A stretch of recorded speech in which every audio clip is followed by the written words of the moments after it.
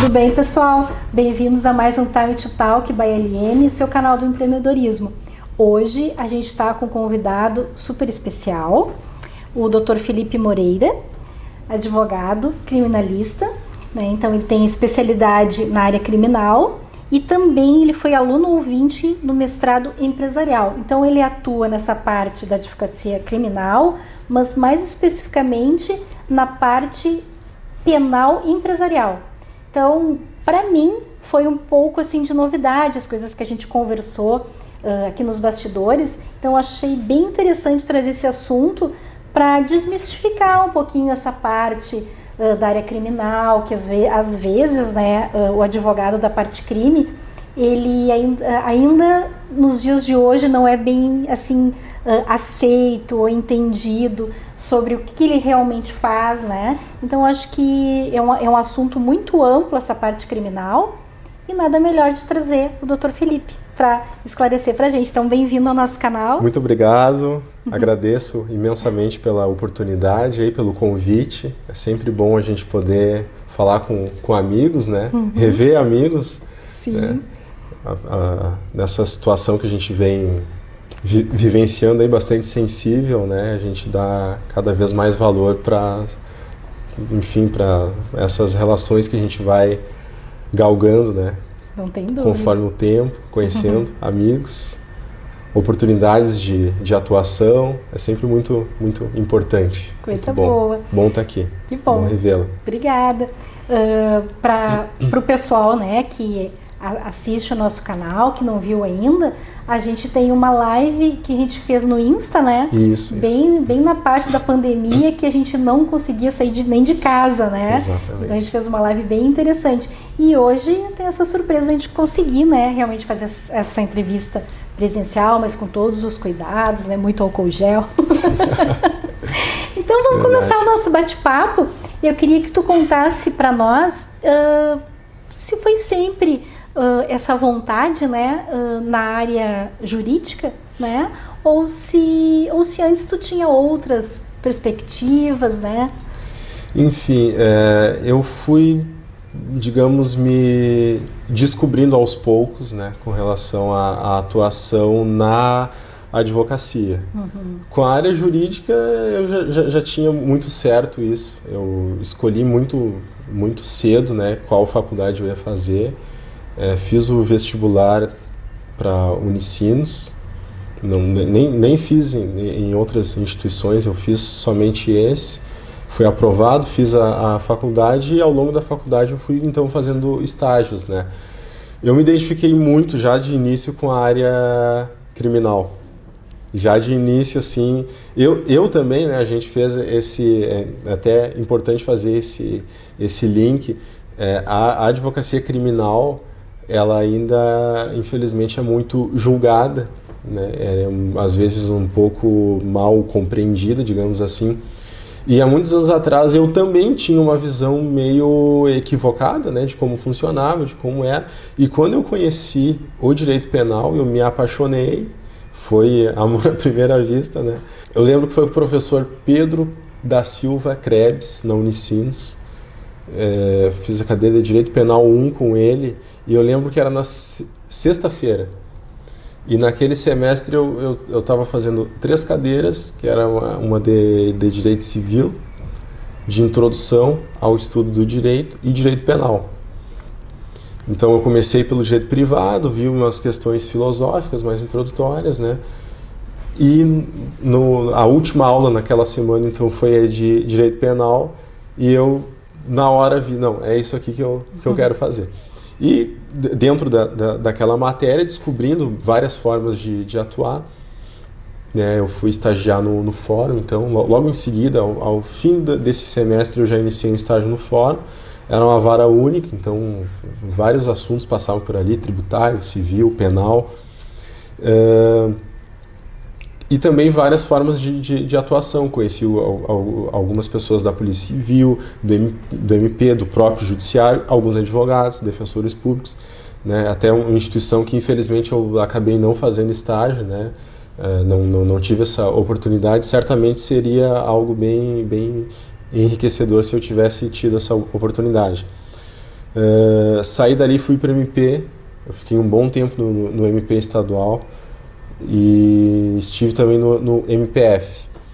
Ali eu encerrei os meus estágios na área, né, de setores públicos e fui para um grande escritório de advocacia empresarial.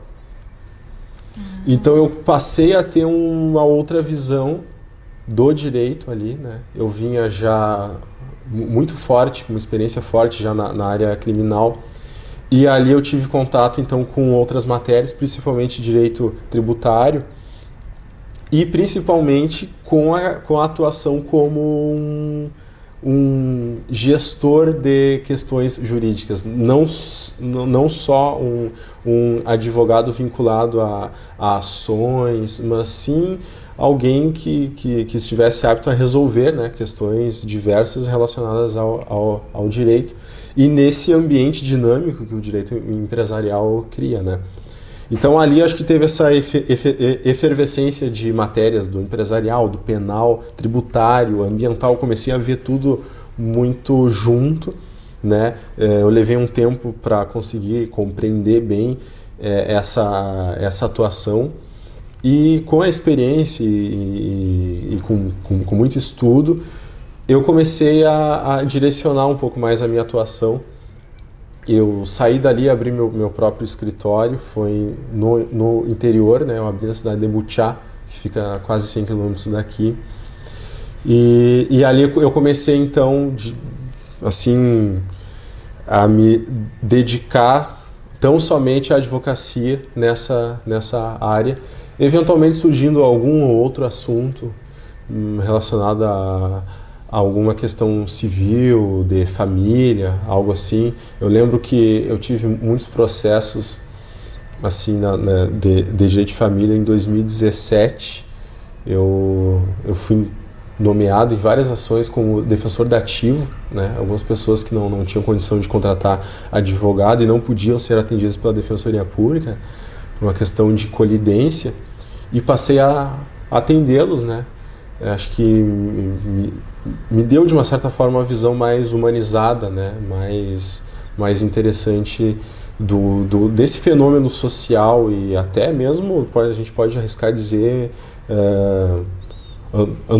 antropológico, né? Que tem atrás de ações que a gente vê no dia a dia. Afinal de contas, não são ações, né? É gente que tem ali, são casos reais, são, enfim, uma série de assuntos que passa pela mão do advogado, e principalmente como defensor dativo, né? O volume de trabalho era absurdo. E então ali iniciou isso tudo, esse amor pelo direito foi ganhando força, e com o tempo aparecendo casos mais específicos, a gente então foi direcionando e estudando cada vez mais nessa área do direito empresarial, uma convergência com o direito penal, né, que nada mais é do que infrações de cunho criminal que atingem o interesse da empresa, dela tanto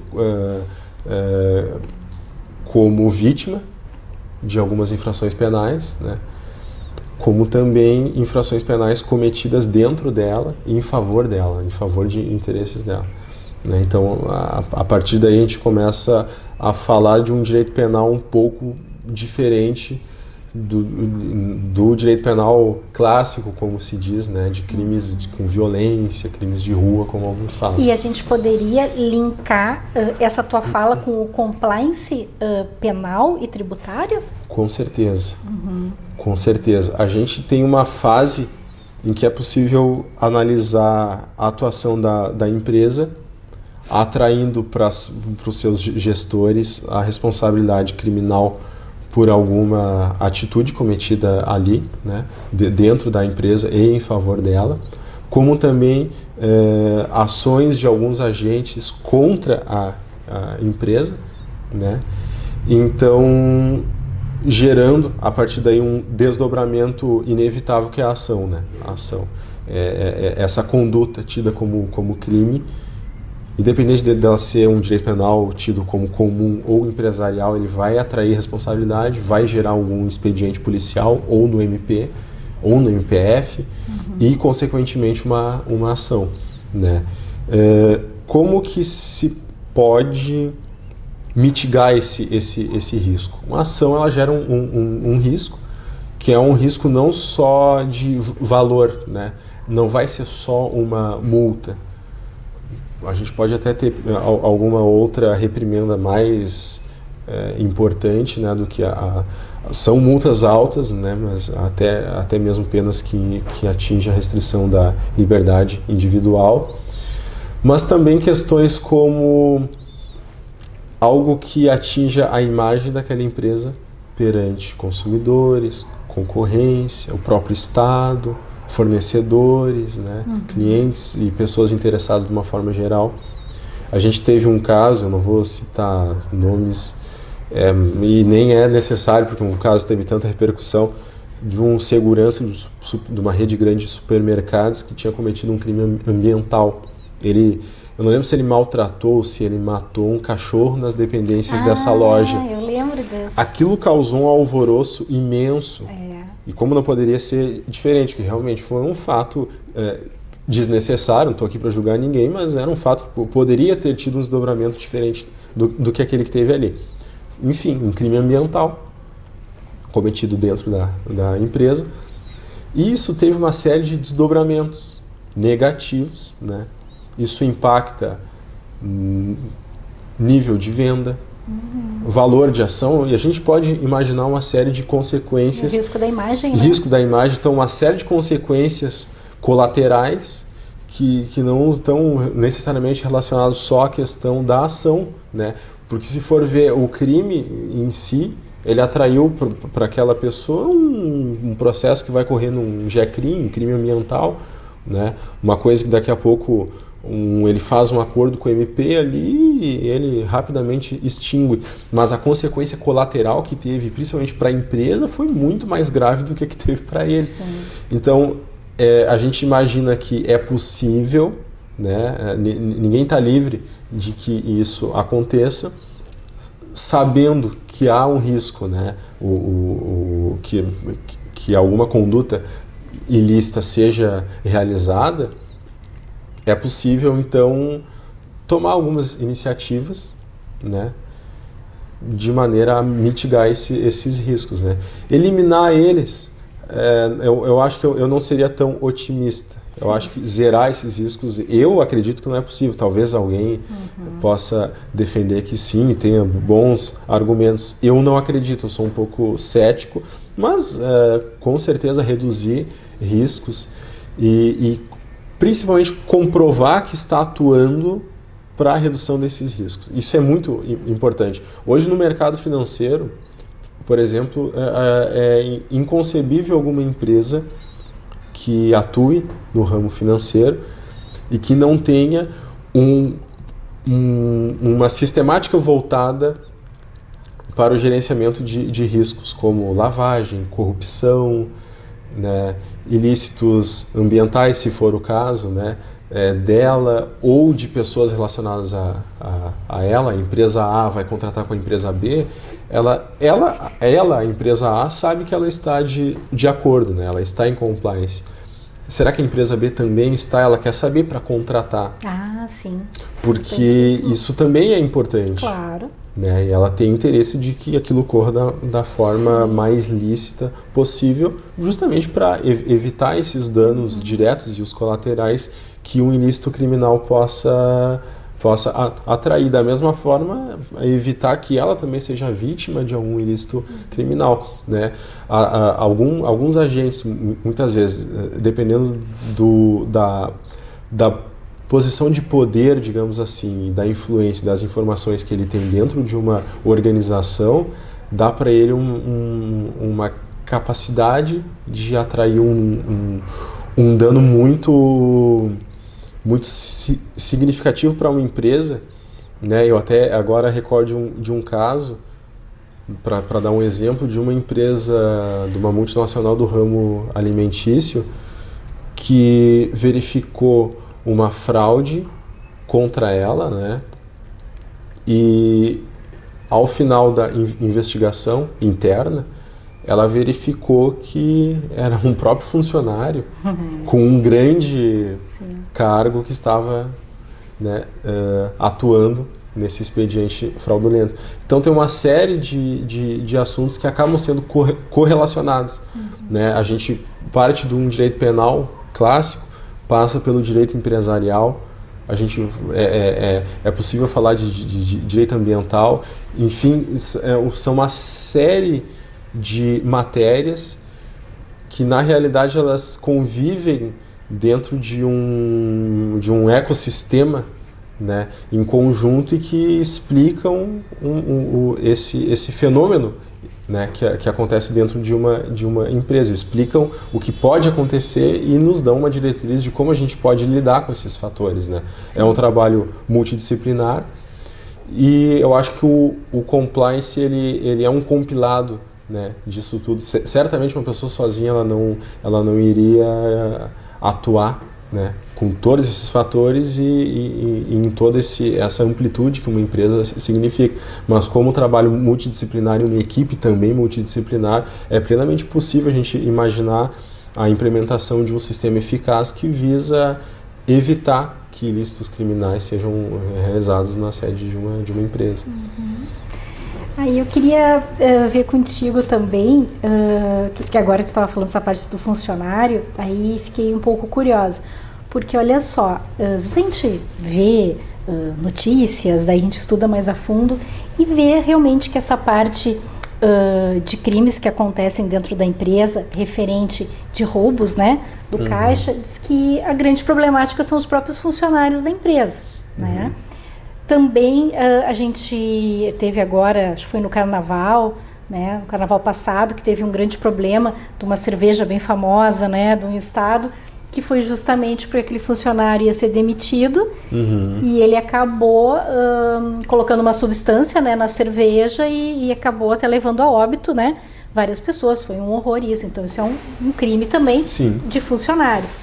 Então eu queria que tu falasse um pouquinho da tua experiência, que quando tu vai nesses trabalhos a campo, né, porque o trabalho é dividido na parte do campo, colher essas informações, entrevistas, análise de documentos, um serviço bem exaustivo, para depois ter aquela parte que tu está sozinho realmente analisando, né? Então a pergunta específica é, quando tu vai nesses serviços a campo, né, fazendo essas investigações criminais, tem mais problema nas empresas referente ao crime, vamos supor, de qualquer âmbito, que elas mesmas provocam, vamos dizer assim, que não se cuidam, ou mais nessa parte dos funcionários que trazem problemas às empresas? Entendi. Na realidade acontece de tudo um pouco, né? E dependendo muito da forma com que o ilícito é cometido, é que a gente vai poder identificar se é um elemento interno ou externo, né? Quando ela está envolvida em algum crime, por exemplo, ambiental, o olhar tem que voltar para dentro dela, ver o que está acontecendo ali, quem está agindo de alguma forma, né? Se esse crime ambiental efetivamente está sendo realizado, né? Quem tem aquela atuação mais direta nesse fato que está atraindo para si a responsabilidade criminal, né?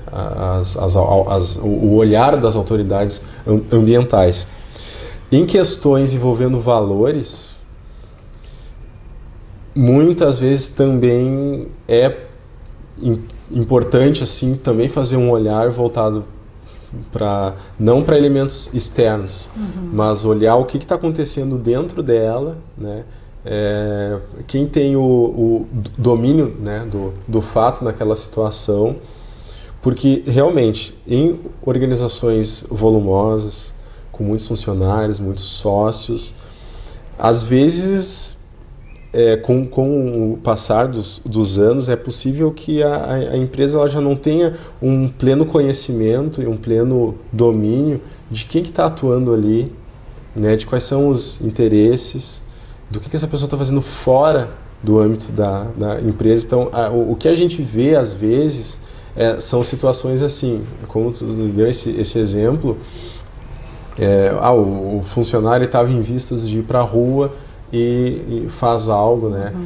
também existe aquele caso do funcionário ou sócio que está em vistas de criar um empreendimento concorrente ao da empresa em que ele já está vinculado, e ele começa então a sabotar essa empresa. Entendi. Ele começa a sabotar essa empresa. Pegando informações. Pegando informações de clientes, do produto, né? Até mesmo causando danos, né? Enfim, qualquer expediente que ele possa atrapalhar o bom funcionamento dessa empresa, né? E em contrapartida favorecer o bom desenvolvimento do novo empreendimento concorrente que ele está gerando. Então a gente vê sim muito caso, né? Em que o problema está dentro da empresa, mas a empresa ela também pode sofrer com ações externas, né? Principalmente algumas questões relacionadas a vamos dar um exemplo assim, ó, que mais me vem à memória agora, é um processo bem interessante, complexo, de estelionato, que a empresa ela fez um contrato com um prestador de serviço, né? E a partir dessa relação contratual com a execução, né, dessa atividade, ela começou a verificar que na realidade se tratava de um expediente fraudulento, de que aquela saída de valores não estava tendo uma contrapartida. E isso é muito sensível, porque o fato em si, ele vai até um certo ponto te dar uma conotação de um descumprimento contratual, até o ponto em que alguém começa a verificar, tá, mas será que isso já não foi a intenção desde o início? Nunca houve condição de cumprir esse contrato? Será que isso aqui não é desde o início um estelionato? Será que já não foi a intenção de vincular esse negócio somente para obter vantagem, né, de valores e sem realizar, né, sem entrega de produto, sem entrega de, enfim, uma contrapartida? Então essas inquietações elas vão atrair o olhar para dentro da empresa, né, vai gerar uma oportunidade para alguém que atua na área criminal para estudar a fundo e ver se realmente aquilo não era um estelionato e não tão somente um descumprimento contratual. Nossa, mas tudo isso que tu está me relatando, tudo isso que tu está me relatando, eu penso que a empresa ela tem que ter uma parceria com essa parte jurídica criminal para sempre.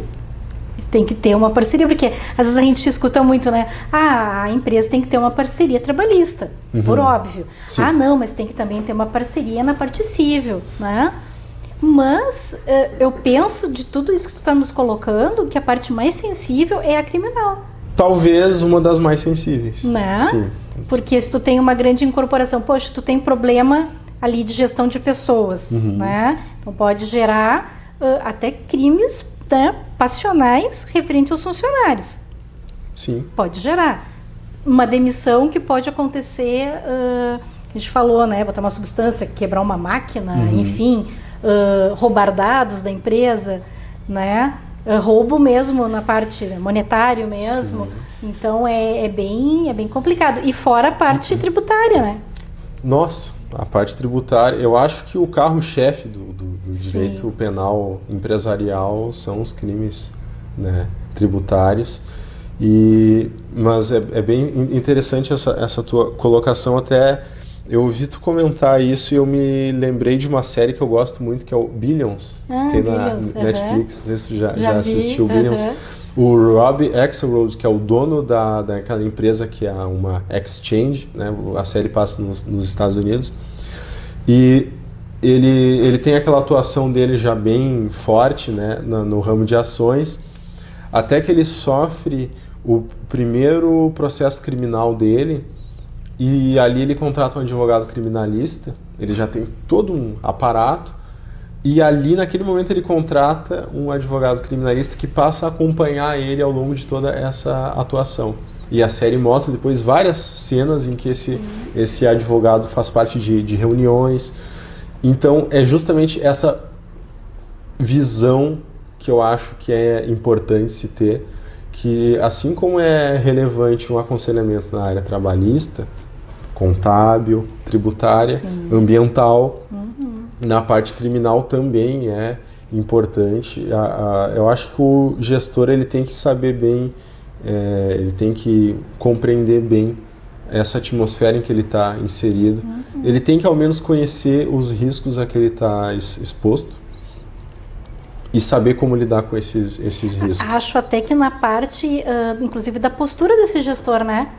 De repente, a assessoria criminal também nesse sentido, porque vamos que aconteceu, sei lá, um crime tributário, enfim, alguma questão que ele não pode relatar, né? Ele tem que ter esse aconselhamento de como é essa postura, né? Porque muitas vezes acontece e o próprio gestor acaba fazendo algo por não ter esse aconselhamento, né? Com certeza. Né? Eu acho que a informação ela é muito, muito relevante. A nossa legislação criminal ela é extensa. Eu não diria tão extensa quanto a tributária. Eu atuo com o direito tributário também e é algo muito vasto, mas a legislação criminal ela também é bem extensa.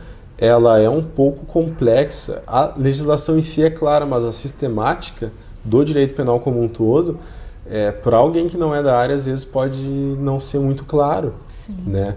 E a gente não pode esquecer que, fundamentalmente no âmbito empresarial, a gente tem uma série de crimes culposos, né? E que são fatos que, com a devida informação, não digo todos, mas muitas vezes, com a informação adequada, tu tens condição de evitar que esse ilícito seja realizado. E eu já vi muito caso, principalmente na área de penal ambiental, que se o agente tivesse um esclarecimento mais direcionado para aquela atuação dele, ele estaria isento dessa responsabilidade. Entendi. Então, ele pode se aconselhar, assim como se aconselhou nesse exemplo, com alguém da área da construção civil, com alguém da área... Enfim, o cara falou com todo mundo, menos com o advogado criminalista. E foi onde deu o problema. Mas então, para a gente fazer o fechamento, eu queria que tu falasse um pouquinho para esse jovem advogado que está nos ouvindo, ou que de repente não é tão jovem assim, mas também está com vontade de conhecer melhor essa área. Porque o pessoal de casa viu, nossa, é uma área apaixonante mesmo, né? Porque não tem zona de conforto, né? Não, né? Não tem.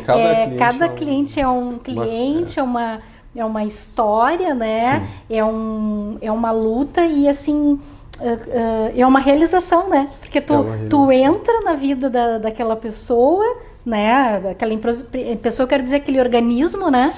Tu vai ver as falhas, tu vai aconselhar, tu vai tentar a melhor forma arrumar aquela casa, vamos dizer assim, Sim, né? Exatamente. Que bacana isso aí. Exatamente. Gostei muito.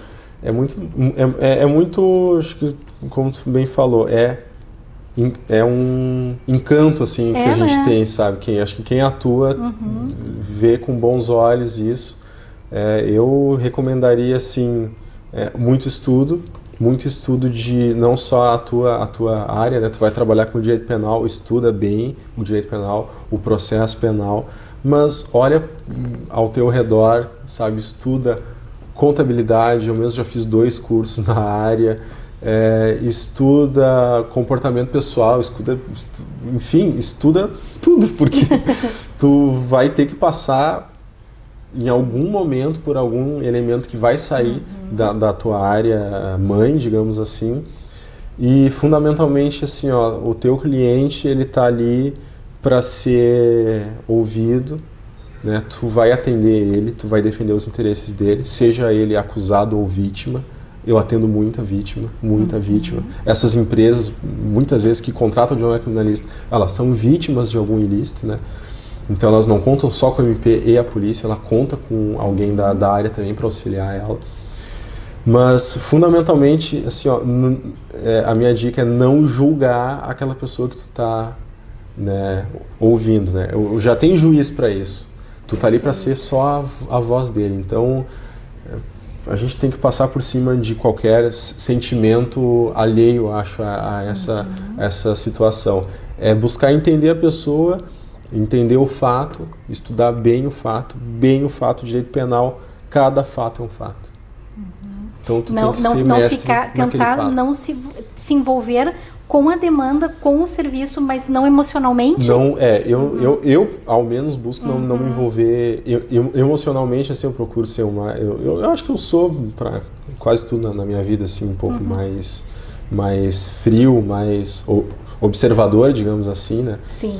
E eu acho que para atuação nessa área é fundamental também ter assim um olhar humanizado, saber que é um ser humano ali que está atendendo e principalmente por isso não julgá-lo, né? Poder ouvi-lo, saber o que aconteceu e a partir dali fazer né, a tua estratégia, a tua atuação da melhor forma possível para que aquela pessoa tenha direito a ser ouvida, tenha direito a ser acusado da forma com que o Estado deve acusá-lo, né? Claro. Sem excessos e com a oportunidade dele ser defendido.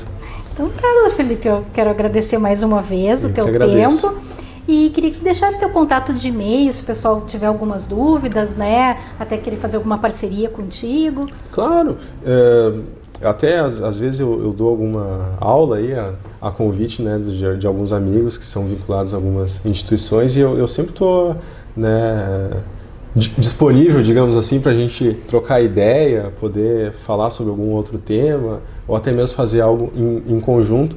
Meu Instagram é fmoreiraadv, tá? E o meu e-mail é fmoreira0910@gmail.com. Podem entrar em contato que a gente vai receber aí alunos, colegas, se quiser trocar uma ideia, fazer algum evento junto. Legal, então. Vai ser uma satisfação, assim como está aqui hoje. Ai, coisa boa. Eu amei, adorei. Eu tenho certeza que o pessoal de casa adorou também. Acho que quem não é ainda advogado criminalista vai querer ser agora. Tomara, né? Quanto mais colega, melhor. Tem espaço para todo mundo. Coisa boa. Então tá, pessoal. Então até mais um Time to Talk by LM, seu canal do empreendedorismo. Até a semana que vem, com um baita convidado, como sempre.